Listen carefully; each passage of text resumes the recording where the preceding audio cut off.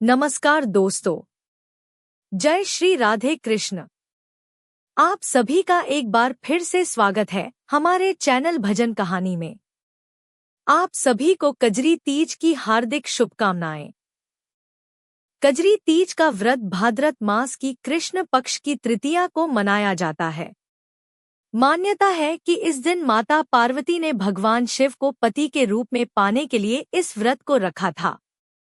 कजरी तीज की कथा सुनने और पढ़ने से सुहागन महिलाओं को अखंड सौभाग्य और कुंवारी कन्याओं को मनचाहा वर मिलता है। इस साल कजरी तीज का व्रत 12 अगस्त को है।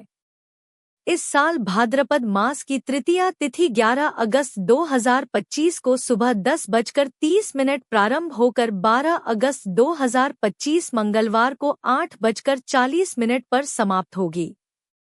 ऐसे में उदया तिथि के अनुसार कजरी तीज का व्रत 12 अगस्त 2025 को ही रखा जाएगा।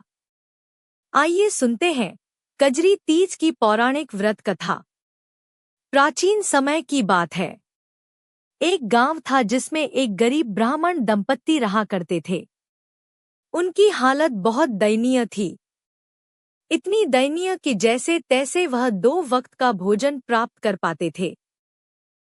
लेकिन ऐसे में जब भाद्रपद महीने की तृतीया तिथि आई जो कि कजरी तीज थी, तो ब्राह्मण की पत्नी ने कजरी तीज का व्रत रखने का संकल्प लिया और उसने ब्राह्मण से कहा, सुनो जी, आज मेरा तीज माता का व्रत है। आप कहीं से चने का सत्तू लेकर आओ। इस पर ब्राह्मण बोला, ओ भाग्यवान, देने के लिए पैसे कहाँ हैं? बिना पैसों के मैं सत्तू कहाँ से लाऊं? ब्राह्मणी ने कहा, यह मैं नहीं जानती। चाहे चोरी करो या डाका डालो, लेकिन मेरे लिए सत्तू लेकर ही आओ। यह सुनकर ब्राह्मण बहुत परेशान हो गया कि आखिर बिना पैसों के सत्तू कहाँ से लेकर आऊं। फिर रात का समय हुआ। ब्राह्मण घर से निकल गया और एक साहूकार की दुकान पर पहुंचा। उसने देखा साहूकार के साथ साथ उसके नौकर सो रहे थे। वो चुपके से उनकी दुकान में घुस गया और सत्तू बनाने के लिए वहां पर चने की दाल, घी, शक्कर सब लेकर 1.25 किलो के बराबर तोल लिया।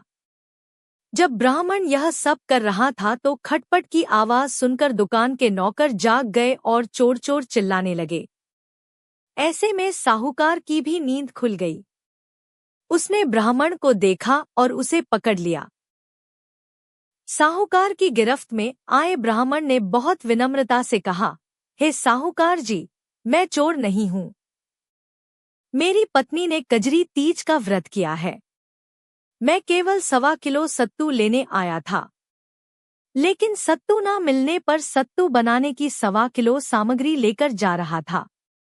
आप मेरी तलाशी लेकर देख लीजिए। साहूकार ने सोचा कि कहीं यह झूठ तो नहीं बोल रहा। साहूकार ने उसकी तलाशी ली और उसके पास सत्तू के सामान के अलावा कुछ नहीं मिला।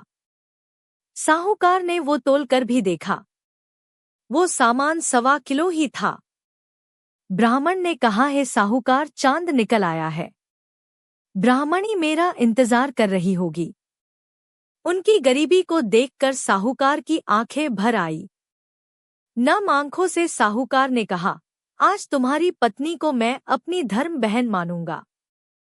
इसके बाद उसने ब्राह्मण को सत्तू, आभूषण, गहने, रुपए, मेहंदी, लच्छा और बहुत सारा धन देकर ठाट से विदा किया। साहूकार की पत्नी ने कजरी माता की पूजा की।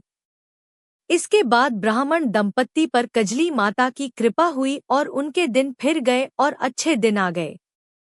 तो यह थी कजरी तीज की व्रत कथा। इस कथा को जो भी पढ़ता और सुनता है उसका कल्याण होता है। इस कथा को पढ़ने या सुनने वालों के साथ भगवान सभी के दिन वैसे ही फेरे, जिस तरह ब्राह्मण ब्राह्मणी के दिन फेरे थे। कजरी तीज का व्रत करने के लिए आप सुबह उठकर स्नान कर लें और स्वच्छ वस्त्रों को धारण कर लें। इसके बाद विधि विधान से व्रत करने का संकल्प लें। घर के ईशान कोण या पूर्व या उत्तर दिशा में एक चौकी पर हरे रंग का कपड़ा बिछाकर उस पर महादेव और माता पार्वती की मूर्ति या चित्र को स्थापित करें। पुष्प, फल, धूप, दीप, रोली, अक्षत से उनकी पूजा करें। कजरी तीज के दिन पूजा के दौरान माता पार्वती को श्रृंगार की सामग्री विशेष रूप से चढ़ाएं। विधि विधान से पूजा करने के बाद कजरी तीज की कथा पढ़ें या सुनें। पूजा के अंत में आरती करें और महादेव और माता पार्वती को प्रणाम करके घर की बड़ी महिलाओं का आशीर्वाद लें। कजरी तीज का व्रत रात को चंद्र देवता के दर्शन के साथ उन्हें अर्घ्य देकर ही खोला जाता है। कजली माता की कृपा आप सभी पर बनी रहे। तो यह थी आज की व्रत कथा। आपको यह कथा कैसी लगी कमेंट करके जरूर बताएं। साथ ही मेरे चैनल भजन कहानी को सब्सक्राइब करना ना भूलें। धन्यवाद।